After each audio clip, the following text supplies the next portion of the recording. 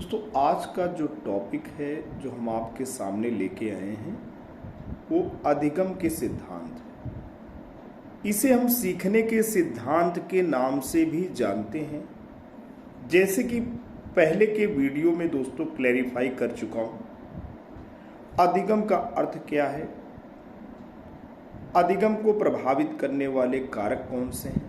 आप दोस्तों बिल्कुल पीछे के वीडियोस में जाकर के देख सकते हैं कि अधिगम का अर्थ क्या है। विभिन्न मनोवैज्ञानिकों और शिक्षाविदों ने अनुभव को किस रूप में परिभाषित किया। अनुभव एवं प्रशिक्षण के उपरांत व्यवहार में आए परिवर्तन को, अस्थायी परिवर्तन को ही अधिगम का नाम दिया गया है। अधिगम सीखना बहुत ही सामान्य सा प्रत्यय दिखता है, लेकिन वैज्ञानिक धरातल पे शिक्षाविदों के सामने यहाँ सामान्य घटना नहीं घट रही है। आखिर कोई बच्चा क्या सीखता है, क्यों सीखता है, कैसे सीखता है, ये उन्हें बहुत ही असाधारण सी घटना जान पड़ती है। सभी मनोवैज्ञानिकों ने अपने प्रयोग किए, सभी शिक्षाविदों ने इस पे चिंतन मनन किया और प्रयोगों के आधार पे सभी इस बात पे पहुंचे हैं कि अधिगम की जो घटना है जो बच्चे में परिलक्षित होती है। कोई भी बच्चा विद्यालय में जब जाता है, समाज में जाता है, क्योंकि सीखना सतत प्रक्रिया है, बच्चा सीखता है। समाज अपने तौर तरीके से सिखाता है। समाज सीखने का एक अनौपचारिक केंद्र है, एक इनफॉर्मल सेंटर है, और विद्यालय एक औपचारिक केंद्र है। कोई भी शिक्षालय एक फॉर्मल इंस्टीट्यूशन है जहाँ पे बच्चा व्यवस्थित नियमों के अंतर्गत जो तौर तरीके हैं उनके अंतर्गत काम करके सीखता है। बच्चे का व्यवहार में परिवर्तन आता है। बच्चे का जो बिहेवियर है वो समाज के जो मानक हैं, जो उसे एक श्रेष्ठ नागरिक बनाना चाहते हैं, जो एक उसे शिक्षित इंसान बनाना चाहते हैं, जो उसे एक साक्षर व्यक्ति बनाना चाहते हैं, जो उसके अंदर एक समझ अंतर्दृष्टि का विकास करना चाहते हैं, उसके अनुरूप बच्चे के अंदर संस्कार, शिष्टाचार, अनुशासन, योग्य नागरिक के जब भाव उसके व्यवहार में परिलक्षित होने लगते हैं तो ऐसा कहा जाता है कि बच्चा यहाँ पे इस विद्यालय में या समाज के इस क्षेत्र में जाकर के बच्चा सीख रहा है, प्रगति कर रहा है, उत्तरोत्तर उसके व्यवहार में प्रगति दृष्टिगोचर हो रही है। लेकिन सीखने का जो सिद्धांत है उस पे जितने भी मनोवैज्ञानिक हैं वो एक मत के नहीं। कुछ का मानना है, एक ऐसे मनोवैज्ञानिकों का समूह है जो कि मानता है कि स्टिमुलस और रेस्पॉन्स। अब आप कहेंगे ये स्टिमुलस क्या है?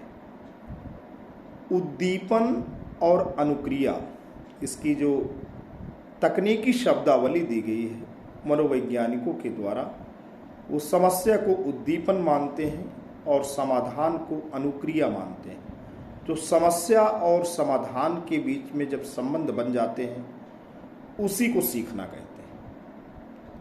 ये जो मनोवैज्ञानिकों का समूह है जो स्टिमुलस और रेस्पॉन्स थ्योरी में विश्वास करता है वो व्यवहारवादी मनोवैज्ञानिक है। ये जो सिद्धांत है वो व्यवहारवादी सिद्धांत है।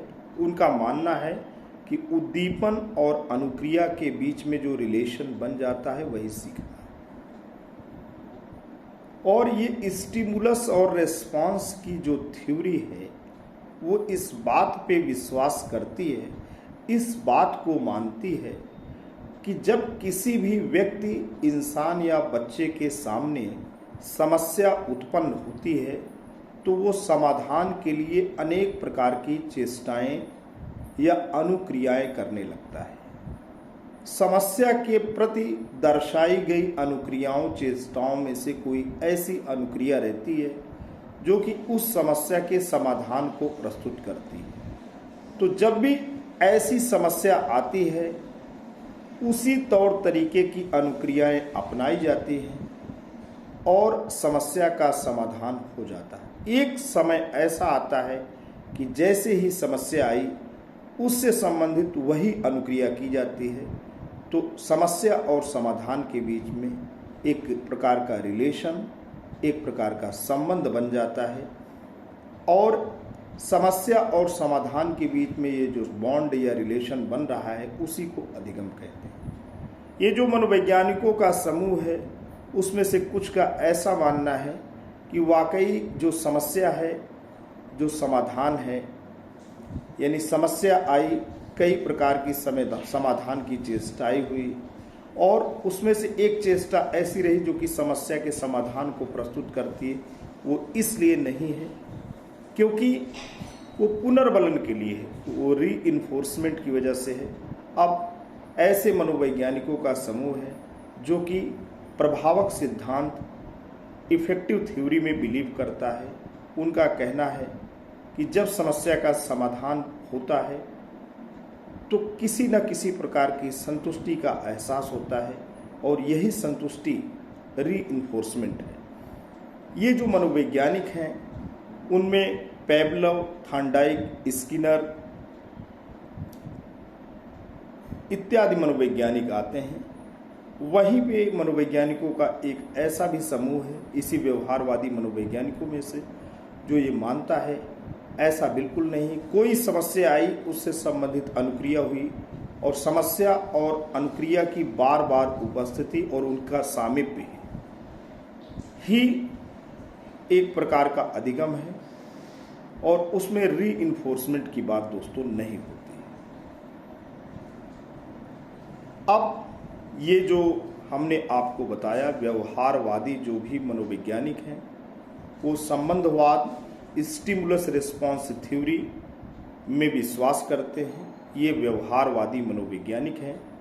इनका मानना है कोई समस्या आई और उसका समाधान भी अनुक्रिया में निहित है, बार बार अनुक्रिया किया गया और उस अनुक्रिया में कोई ऐसी अनुक्रिया हुई जो कि समस्या के समाधान के रूप में रही।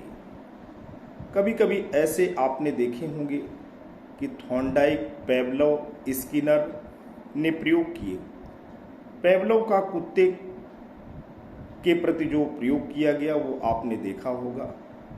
वो आपने देखा होगा कि भूख एक स्वाभाविक गुण है, स्वाभाविक आवश्यकता है कि जब भी कोई भूखा हो उसे भोजन की ज़रूरत है।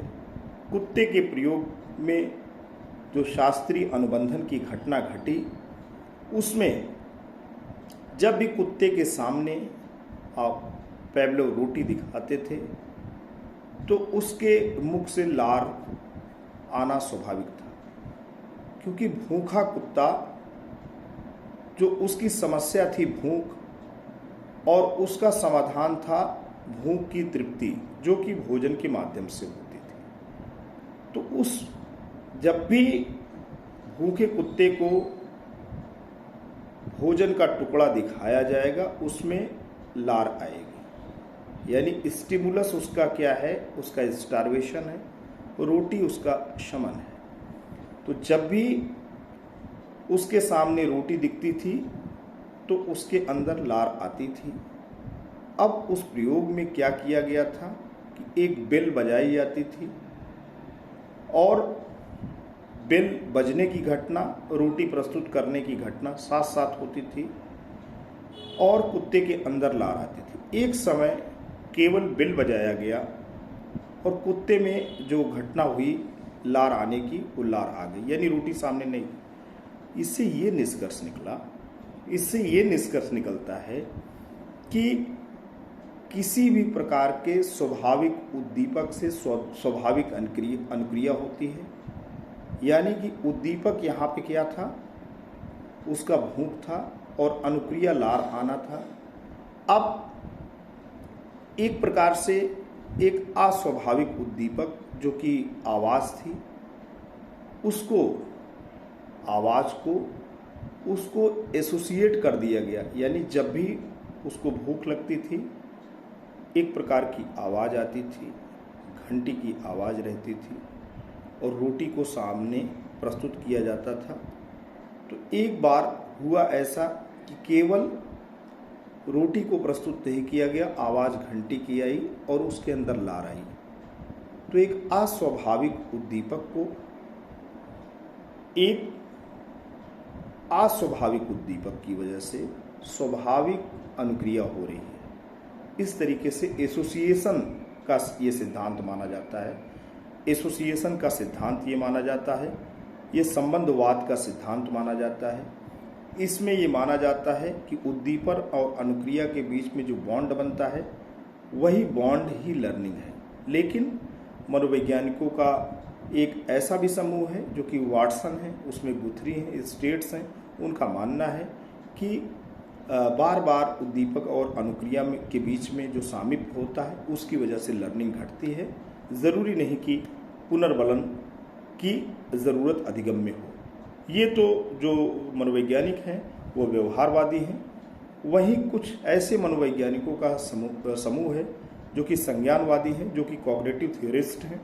उनका मानना है कि सीखना कोई यंत्रवत घटना नहीं है, कोई ऑटोमेटिक इवेंट नहीं है।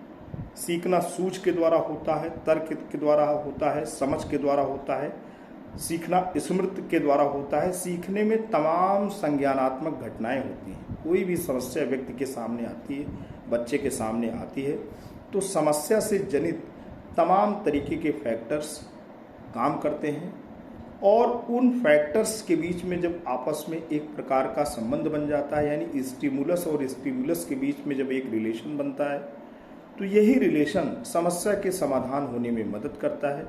ऐसे मनोवैज्ञानिकों का जो समूह है वो तर्क, चिंतन, स्मृति, अंतर्दृष्टि की जो संज्ञानात्मक क्षमताएं हैं उनको एक प्रकार से सीखने की घटना के लिए जिम्मेदार मानते हैं। इसमें वर्दाइमर हैं, कोफका, मिलर हैं। इसके अलावा इसी सिद्धांत में मनोवैज्ञानिकों के दो समूह हो जाते हैं। एक क्लासिकल सिद्धांत है, पारंपरिक सिद्धांत है, और एक नवीन सिद्धांत है। तो नवीन सिद्धांत में बेंडुरा है और उसबेल हैं। इन लोगों का दोस्तों ये मानना है कि परंपरागत तौर तरीके से इनका एक अलग विश्वास है ये, लेकिन सभी का ये मानना है कि सीखने में जो घटना घट रही है वो संज्ञानात्मक क्षमताओं की वजह से है। SR यानी स्टिमुलस और रिस्पॉन्स के बीच में महज संबंध बन जाना ही सीखना नहीं है। सीखने के लिए जो सूक्ष्म संज्ञानात्मक क्षमताएं हैं, चाहे वो तर्क हो, चाहे वो समझ हो, चाहे वो स्मृति हो, चाहे वो अंतर्दृष्टि हो, इनका होना ज़रूरी है। तो अभी हमने जो बात किया, मनोवैज्ञानिकों के दो समूह की बात किया। एक समूह है जो व्यवहारवादी है, जो स्टिमुलस और रिस्पॉन्स थ्योरी में विश्वास करता है, जो एक प्रकार के बॉन्ड में विश्वास करता है। उनका मानना है कि स्टिमुलस और रिस्पॉन्स के बीच में जो रिलेशन बनता है वो चाहे पुनर्बलन के कारण बने, चाहे अपुनर्बलन के कारण बने, लेकिन स्टिमुलस और रिस्पॉन्स के बीच में संबंध बनना ही अधिगम है। दूसरे मनोवैज्ञानिकों का समूह है जो कि मानता है, संज्ञानवादी हैं। उनका मानना है कि सीखने में संज्ञानात्मक क्षमताएं प्रयुक्त होती हैं, सूझबूझ प्रयुक्त होती है, तर्क प्रयुक्त होता है, समझ प्रयुक्त होता है, अंतर्दृष्टि प्रयुक्त होती है। ऐसे मनोवैज्ञानिकों का जो समूह है उसमें वर्दाइमर, कोफका, कोहलर, मिलर, गुथरी जैसे मनोवैज्ञानिक हैं। अभी हम जब बाद में सिद्धांत बताना शुरू करेंगे तो एक एक सिद्धांत आपके सामने स्पेसिफाई होगा। दोस्तों आज के लिए इतना ही। आशा करता हूँ ये वीडियो आपके अंदर एक समझ प्रस्तुत किया है। आप जान पाए हैं कि मूल रूप से पूरे के पूरे अधिगम, पूरे के पूरे सीखने में केवल 2 ही सिद्धांत दोस्तों काम करते हैं।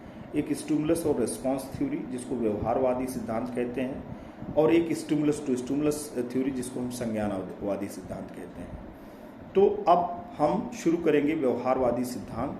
थॉर्नडाइक के ट्रायल और एरर की थ्योरी से हम शुरुआत करेंगे और पूरे के पूरे सैद्धांतिक जो गवेषणा है जो कि सीखने में प्रयुक्त होती है, हम सारे के सारे आपके सामने लेक्चर के माध्यम से लेके आएंगे। आज के लिए thanks for watching and listening.